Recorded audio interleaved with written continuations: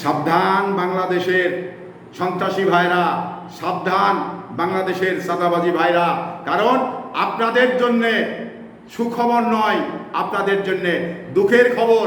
কারণ সেনাবাহিনী ম্যাজিস্ট্রেট পাওয়ার নিয়ে আপনাদের বাঁকা তাড়া সোজা করার জন্যেই সেনাবাহিনী 2 মাসের জন্যে মাঠে নামছে।